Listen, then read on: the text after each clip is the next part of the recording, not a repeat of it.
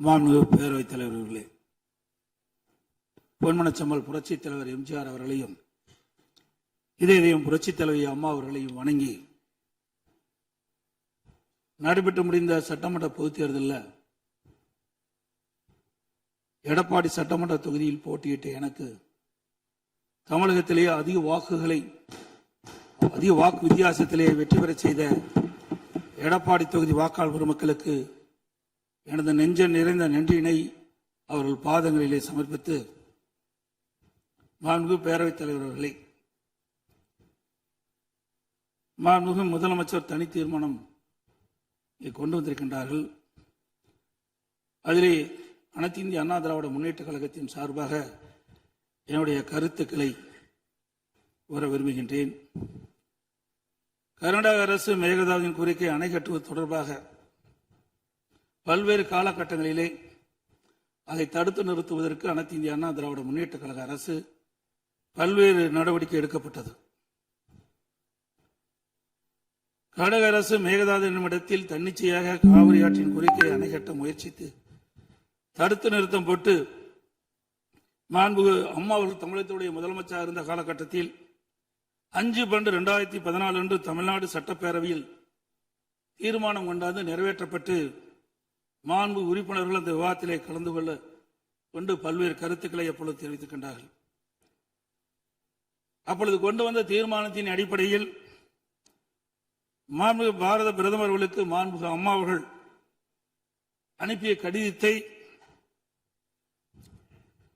அன்றைய தினம் இருந்த தமிழ்நாடு சேர்ந்த நாடாளுமன்ற உறுப்பினர்கள், புதுச்சேரியை சேர்ந்த நாடாளுமன்ற உறுப்பினர்கள் சுமார் 55 பேர் மாண்புமிகு பாரத பிரதமர் அவர்களை 28/3/2015 அன்று சந்தித்து இந்த கடிதத்தை கொடுத்து இதன் அடிப்படையில் நடவடிக்கை எடுக்க வேண்டும் என்று தெரிவித்தார்கள். அப்போது சம்பந்தப்பட்ட துறையிடம் தற்போதைய நிலை குறித்த அனைத்து விவரங்களையும் சேகரிக்க ஏற்கனவே அறிவுறுத்தியுள்ளதாகவும் இது குறித்து பரிசீலிப்பதாகவும் அன்றைய தினம் மாண்பு பாரத பிரதமர் நாடாளுமன்றத்திலே உறுதியளித்தார்கள். மேலும் மாண்பு அம்மா அவர்கள் தமிழகத்தில் முதலமைச்சர் இருந்த காலத்தில் 25/4/2015 அன்று மாண்பு பாரத பிரதமர்களை நேரிலே சந்தித்து மேகதாது திட்டத்தினை கர்நாடக அரசு செயல்படுத்தக்கூடாது என கர்நாடக அரசுக்கு அறிவுறுத்தும்படி கோரிக்கை விளக்கென கடிதம் பிரதமருக்கு அளித்தார்கள். மாண்புமிகு அம்மா அவர்கள் முதலமைச்சர் இருந்த காலத்தில் மாண்புமிகு பாரத பிரதமரிடம் 7/8/2015 மற்றும் 14/6/2012 ஆகிய நாட்களில் நேரில் சந்தித்து மேகதாது திட்டத்தினை கர்நாடக அரசு செயல்படுத்த அனுமதிக்க கூடாது என்று வலியுறுத்தினார்கள். மாண்புமிகு புரட்சித் தலைவி அம்மா அவர்கள் மேகதாது அணை உட்பட காவிரி ஆற்றின் குறுக்கே கர்நாடக அரசு காவிரி நடுவர் மன்ற இறுதி ஆணையை மீறும் வகையிலும் தமிழ்நாடு அரசின் இசைவு பெறாமலும் எந்த ஒரு திட்டத்தையும் செயல்படுத்த உத்தேசிக்குமானால் தமிழ்நாட்டின் உரிமையை நிலைநாட்ட சட்டப்பூர்வமான அனைத்து நடவடிக்கைகளும் தமிழ்நாடு அரசு மேற்கொள்ளும் என 18/8/2016 அன்று இம்மாமன்றத்தில் 110 விதியின் கீழ் உறுதிபட தெரிவித்தார்கள். இதற்கிடையில் மாநில அரசுகள் தாக்கல் செய்த சிவில் வழக்குகள் விசாரணைக்கு உகந்ததா என்பது பற்றி உச்சநீதிமன்றத்தில் சம்பந்தப்பட்ட மாநிலங்கள் மத்திய அரசுடன் வாதிட்டன.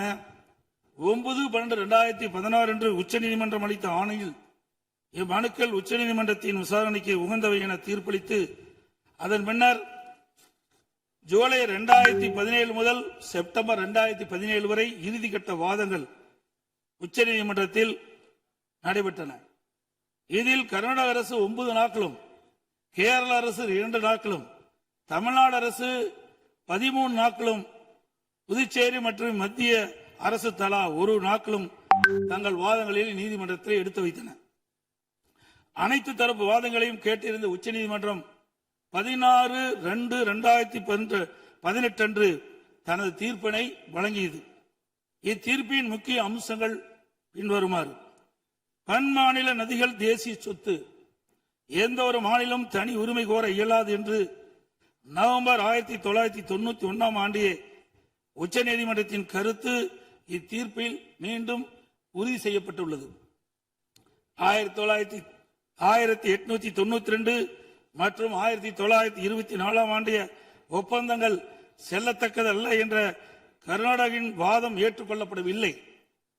கர்நாடக அரசு தமிழ்நாட்டின் பாசன பரப்பான 24.708 லட்சம் ஏக்கர் என்பதை 21 லட்சம் ஏக்கர் என குறைக்க வேண்டும் என நடுவர் மன்றத்தின் முன் வாதிட்டது.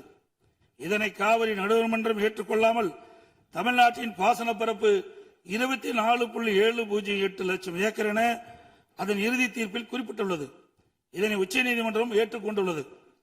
உச்சநீதிமன்றம் தற்போது பிறப்பித்த ஆணைக்கு பாதகம் ஏதும் இல்லாமல் காவிரி நடுவர் மன்ற இறுதி ஆணைப்படி மாதாந்திர அடிப்படையில் 15 ஆண்டுகளுக்கு தமிழ்நாட்டிற்கு நீர் வழங்கப்பட வேண்டும் என்பது உறுதிப்படுத்தப்பட்டுள்ளது.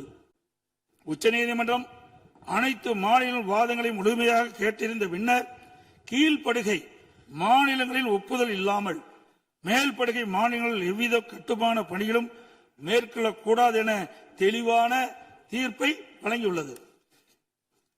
மேகதாது திட்டத்தை செயல்படுத்தக்கூடாது என்ற நமது நிலைப்பாட்டை உச்சநீதிமன்ற தீர்ப்புக்கு முன்னரும் பின்னரும் 25/2/2017, 27/2/2017, 4/9/2018, 8/10/2018 மற்றும் 2/11/2018 ஆகிய நாட்களில் நான் முதலமைச்சர் இருந்த காலத்தில் மாண்பு பிரதமர் அவர்களுக்கு கடிதம் மூலமாகவும் நேரடியாகவும் சந்தித்து அணை கட்டுவதற்கான அனுமதியை மத்திய அரசு வழங்கக்கூடாது என்று தொடர்ந்து வலியுறுத்தி கேட்டுக் கொள்ளப்பட்டது.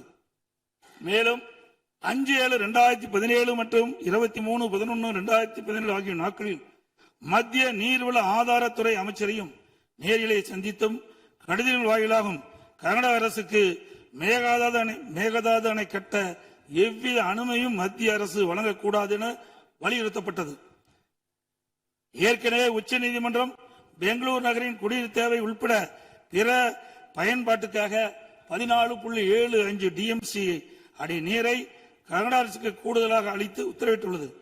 இந்நிலையில் மீண்டும் பெங்களூரின் குடிநீர் தேவைக்கென 67 டிஎம்சி அடி நீர் கொள்ளளவு கொண்ட மேகதாது அணையை கட்ட கர்நாடக அரசு முயற்சிப்பது தமிழ்நாட்டை பாலைவனமாக்கும் உள்நோக்கம் கொண்ட ஒரு செயலாகும். எனவே இவ்வணை கட்டப்பட்டால் தமிழ்நாடு மக்களின் வாழ்வாதாரமும் உரிமையும் கடுமையாக பாதிக்கப்படும். மேலும் நீர் பற்றாக்குறை ஏற்படும் ஆண்டுகளில் கடந்த காலங்களைப் போலவே காவிரி நீரை முழுமையாக தனது உபயோகத்திற்காக கர்நாடக பயன்படுத்தும் நிலை உருவாகும். இதை தவிர காவிரி படுகையில் மேற்படுகை மாநிலமான கர்நாடகா புதிய அணை கட்டுவதற்கான எந்த ஒரு அனுமதியும் மத்திய அரசு வழங்கக்கூடாது என்றும் உறுதிபட எடுத்துரைக்கப்பட்டது.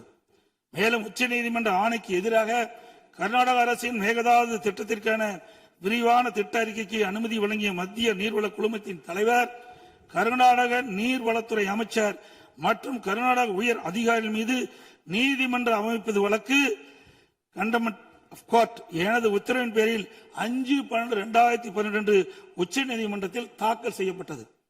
மீண்டும் மேகதாதில் புதிய அணை கட்ட விரிவான திட்ட அறிக்கை தயாரிக்க மத்திய நீர்வள குழுமம் கர்நாடக அரசுக்கு அளித்துள்ள அனுமதியை திரும்ப கோரி மத்திய அரசை வலியுறுத்தி தமிழ்நாடு சட்டப்பேரவையில் 6/12/2012 அப்போது முதலமைச்சர் இருந்த நான் கொண்டு வந்த தனி தீர்மானத்தை ஒருமனதாக நிறைவேற்றப்பட்டது. அனைத்து இந்திய அண்ணா திராவிட முன்னேற்ற கழகத்தை பொறுத்தவரைக்கும் 1986 ஆண்டு மாண்புமிகு புரட்சித் தலைவர் எம்ஜிஆர் அவர்களால் துவக்கப்பட்ட சட்ட போராட்டத்தை தொடர்ந்து காவிரி நடுவர் மன்றம் அமைத்து அதை மத்திய அரசியலை வெளியிடச் செய்து நடுவர் மன்றத்தின் இறுதி ஆணையின்படி காவிரி மேலாண்மை வாரியம் மற்றும் காவிரி நீர் முறைப்படுத்தும் குழு ஆகியவற்றை அமைக்க உச்சநீதிமன்றத்தை நாடியது. எனது தலைமையிலான மாண்பு அம்மாவின் அரசு எடுத்த தொடர் நடவடிக்கையின் காரணமாக 16/2/2011 உச்சநீதிமன்றம் இறுதி தீர்ப்பை வழங்கியது. தொடர்ந்து 1/6/18 காவிரி மேலாண்மை ஆணையம் மற்றும் காவிரி நீர் முறைப்படுத்தும் குழு செயலாக்கத்தை மத்திய அரசு அறிவித்து அதனை மத்திய அரசியலும் வெளியிடப்பட்டது. இந்த ஆணையத்தின் பணிகளும் குழுவின் பணிகளும் முறையாக கீழ்கண்டவாறு வரையறுக்கப்பட்டுள்ளன. 1. காவிரி நதிநீரை தேக்குதல் பகிர்மானம் செய்தல், முறைப்படுத்தல் மற்றும் கட்டுப்படுத்துதல். 2 காவிரி நீர் முறைப்படுத்தும் குழுவின் துணையுடன் அணைகளின் செயல்பாட்டை மேற்பார்வையிடுதல் மற்றும் அவற்றிலிருந்து நீரை பாசன மற்றும் இதர தேவைகளுக்கு வழங்குவதை முறைப்படுத்துதல். 3 கர்நாடகம் தமிழ்நாடு எல்லையில் பில்லிக்குண்டுக்கு நீர் அளவை நிலையத்தில் கர்நாடக அரசு நீர் வழங்குவதை கண்காணிப்பது. இவற்றை தவிர வேறு பணிகள் எதுவும் மேற்கொள்ள இந்த ஆணையத்துக்கு எவ்வித அதிகாரம் இல்லை. இந்நிலையில் 1/2/2024 அன்று ஆணையத்தின் வரையறுக்கப்பட்ட பணி வரம்புக்கு அப்பாற்பட்டு மேகதாது அணை கட்ட பற்றிய விவாதத்தை 28வது காவிரி மேலாண்மை ஆணைய கூட்டத்தில் அறிவித்தது. அப்போதைய திமுக அரசு இதனை கடுமையாக எதிர்த்து வெளிநடப்பு செய்தது குறித்தும் ஆணையம் அதன் அதிகார வரம்பிற்கு சம்மதமில்லாத மேகதாது அணை கட்டுவது குறித்த கருத்தை மத்திய நீர்வள கமிஷன் பரிந்துரைத்துள்ளது குறித்து அப்போதைய திமுக அரசின் கவனத்திற்கு நான் கொண்டு வந்தேன்.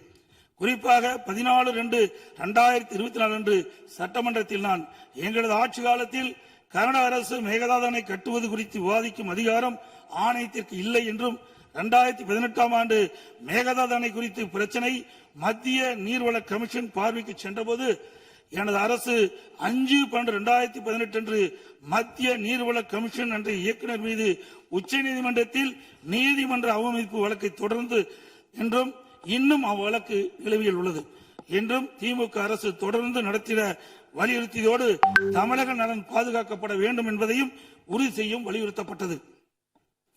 இந்த நிலையில நாம் ஏற்கனவே உச்சநீதிமன்றம் அளித்த தீர்ப்பு நமக்கு ஒவ்வொரு ஆண்டும் கர்நாடக அணையிலிருந்து 177.25 டிஎம்சி தண்ணீர் திறக்கப்பட வேண்டும். ஆனால் அவர்கள் முறையாக திறக்கப்படுவதே இல்லை. ஒவ்வொரு மாதம் நாம் போராடிதான் கர்நாடக அணையிலிருந்து தமிழ்நாட்டிற்கு தண்ணீரை பெற்று வந்து கொண்டிருக்கிறோம் என்பதையும் நேரத்தில் சுட்டிக்காட்ட விரும்புகின்றேன்.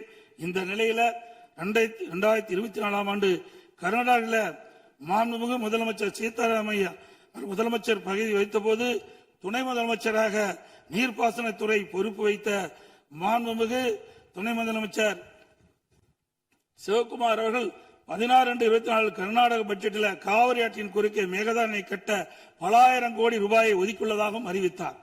அனைத்து இந்திய அண்ணா திமுக சார்பில் இதை அப்பொழுதே கடுமையாக எதிர்ப்பதுடன் அப்போதைய திமுக அரசு உடனடியாக சட்ட நடவடிக்கை எடுக்க வேண்டும் என்றும் வலியுறுத்தப்பட்டது. இந்நிலையில் கர்நாடக அரசு மேகதாது அணை கட்ட தயாரித்து அனுப்பிய திட்ட அறிக்கையில் உள்ள குளறுபடிகளை சுட்டிக்காட்டி மத்திய அரசு திருப்பி அனுப்பிய நிலையில் மத்திய அரசு குறிப்பிட்டுள்ள குறைகளை நிவர்த்தி செய்து 12/6/2026 அன்று கர்நாடக முதலமைச்சர் அவர்கள் சுற்றுச்சூழல் அனுமதியை பெற மாண்புமிகு பாரத பிரதமரிடம் மீண்டும் நேரில் ஒரு அறிக்கையை வழங்கியுள்ளதாக செய்தியில் வெளியாகியுள்ளன.